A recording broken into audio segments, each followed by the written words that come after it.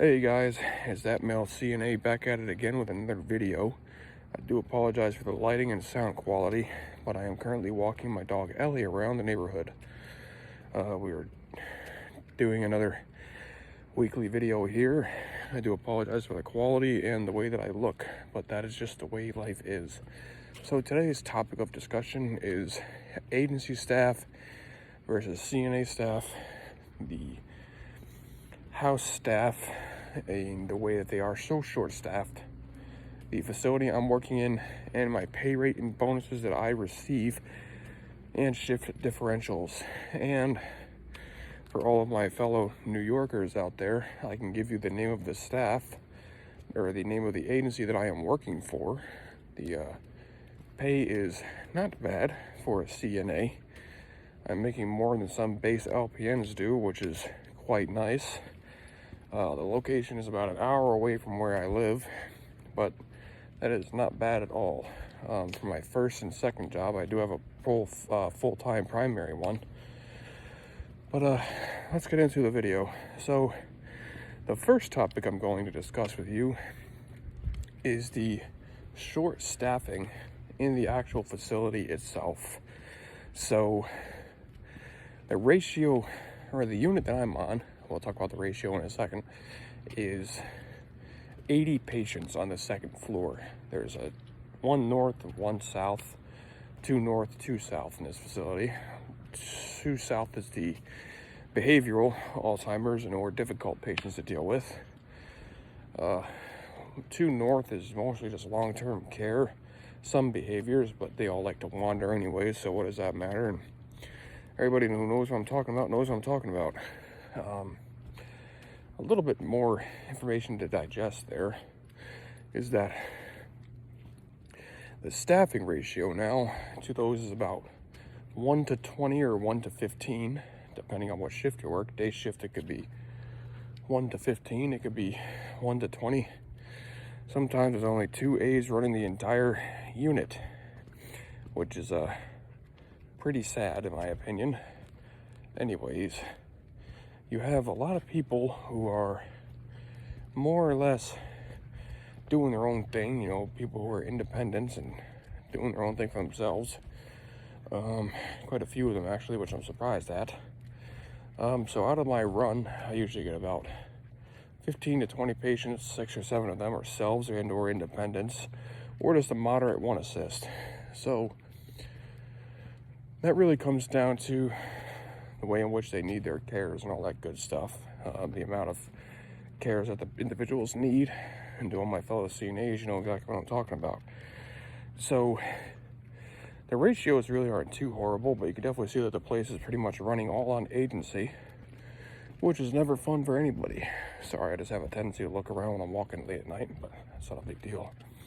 So going on to the house staff versus the agency staff, I definitely know that the house staff more or less appreciates the good agency CNAs they can get, and I consider myself pretty decent when it comes to that. I take care of my patients, make sure I get a few of them dressed for the day shift, because I've worked day shift before.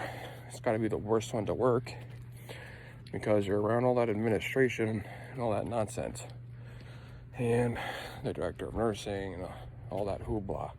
But I like being agency, so I can prove to these people that I actually care about what I'm doing, and they'll continue to let me schedule hours.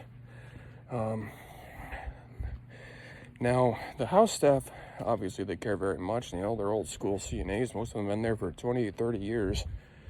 A lot of them care very much about what they're doing, which is a good thing. Now, this is coming from somebody who's been agency for all of a week now. Since I posted my last video. This facility, like I said, is almost completely dependent on the agency staff to keep the building afloat, pretty much.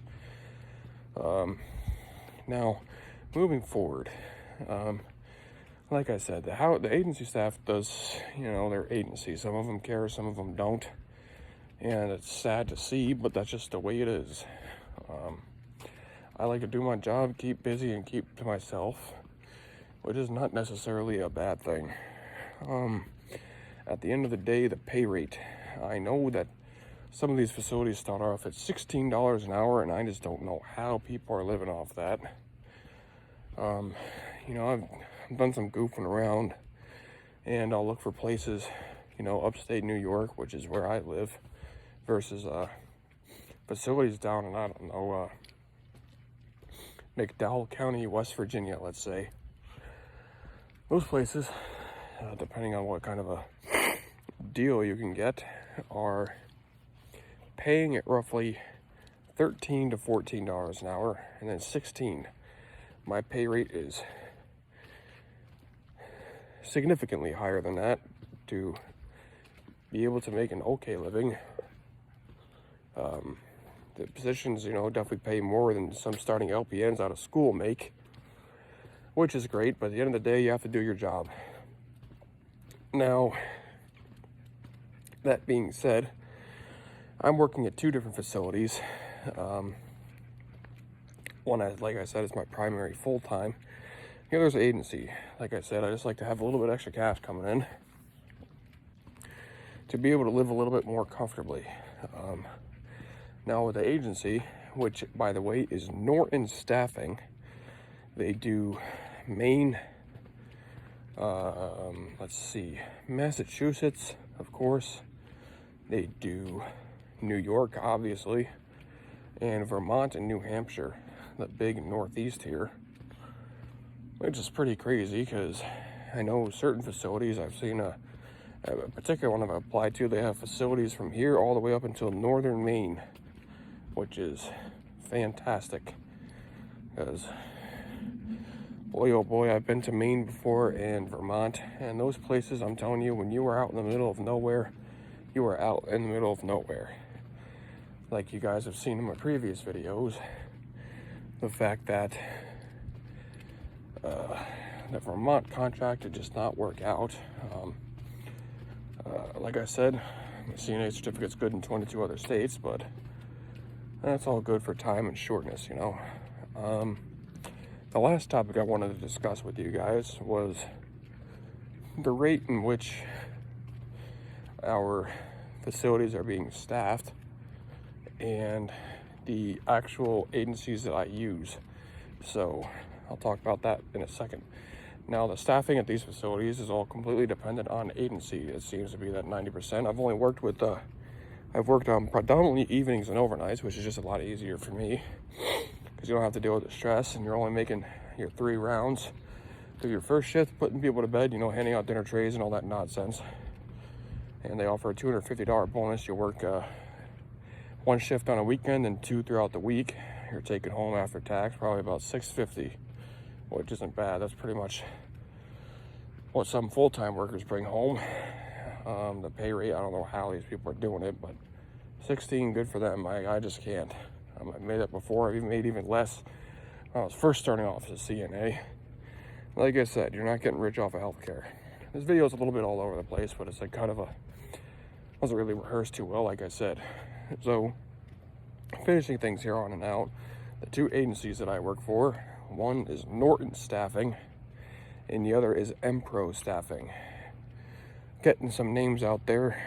You never know if you need to, if you're a New York CNA and you're based out of here, message me or comment or whatever you guys want to do. And maybe I can give you a little bit more information about how to get that process started. I'm sure that everyone already knows how to do that if you're watching this video. Oh, and guys, we are on the road, by the way, to 100 subscribers. Last time I checked, it was about 79 or 80. And to those of you who have been watching the videos, I really do appreciate it. And hey, let's make it to 100 subscribers. That would be great. Some of my videos, like I said, altogether, I've got about 4,400 views altogether between all of my, I don't even know at this point, amount of videos. What I will continue to upload weekly. That's just my random thoughts for this week, guys. And agency versus house staffing CNA. I really didn't make a comparison video, but I just wanted to tell you guys a little bit of information about staffing needs at different places, ratios, the independents versus non-dependents, and you know, stuff like that, guys. and the amount of work and pay rates at which some of these facilities will get. Yeah, I'm not going to disclose a pay rate, but call the facilities and call these agencies and you'll find out. Go on Indeed, that's how I do it, and just find some random places. I'm also using an app called ShiftKey and other things on my phone just to go around and pick up some sporadic random shifts at some different places. But guys, that's about it. I appreciate you watching, and like I said, let's get to 100 subscribers, and then next we'll shoot for 125, another landmark like 150. All right, guys, I appreciate it. Thank you.